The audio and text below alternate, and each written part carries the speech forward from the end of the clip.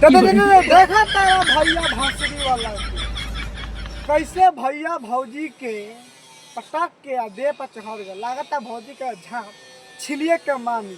ए भैया एक बार चाट लिहा। क्या हाल बा?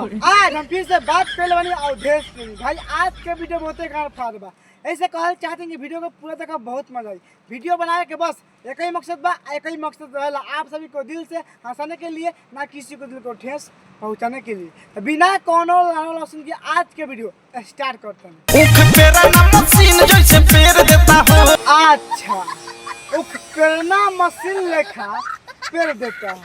तार कहे के मतलब ये न बा कि ता भाता गाड़ी में गधा करन पेड़ के हगा देता तबे तार पेरता। सुन तारा भौजी के। ए भौजी हमरा के तू ई बताओ झाड़ छिलले बा कि ना छिलले बा?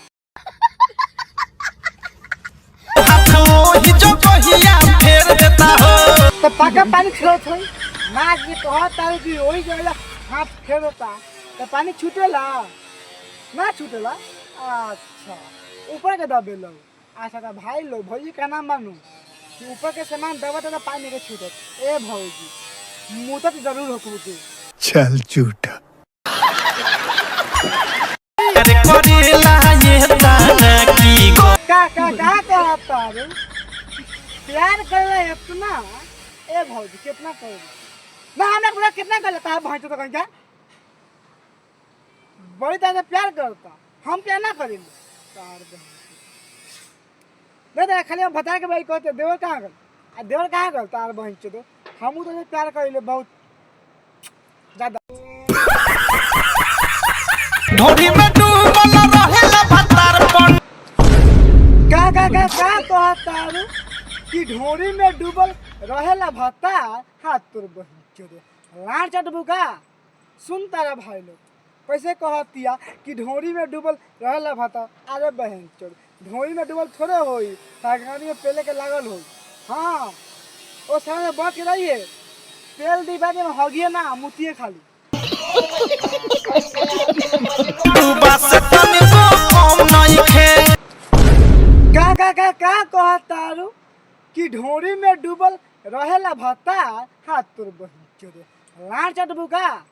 सुन तारा भाई लोग कैसे कहतिया कि ढोरी में डूबल रहेला भत्ता। अरे बहन चोद ढोरी में डूबल थोड़े होई तागानी में पेले के लागल होई। हाँ ओ सामने बच रहिए तेल दीबा में हगिए ना मुतिए खाली।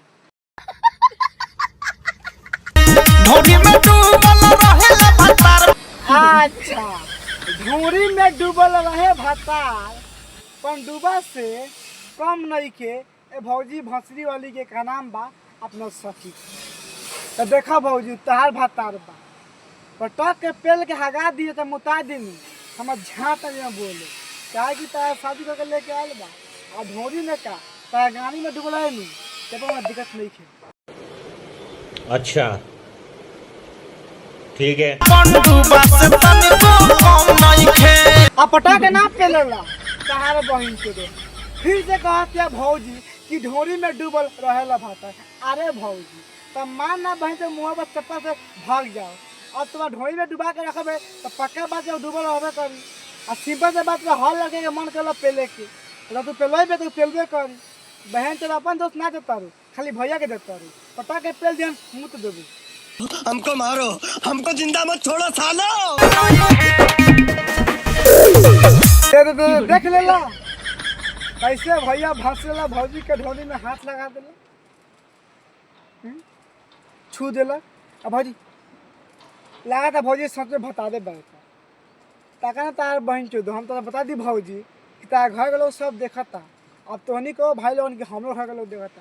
अरे तो हमारे घर के लोग देखबे करेला गाली बात चप्पल जूरा सब मारेला का करी मजबूरी बा पेड़ के सवाल बा ना। अब बिना पेले हमें मजा आबे ना करेला कहीं गने ऐसे ना गल पहुँच तोहनी बता ढोरी में कौन डूबा रहेला ढोरी में कौन डूबा रहता है।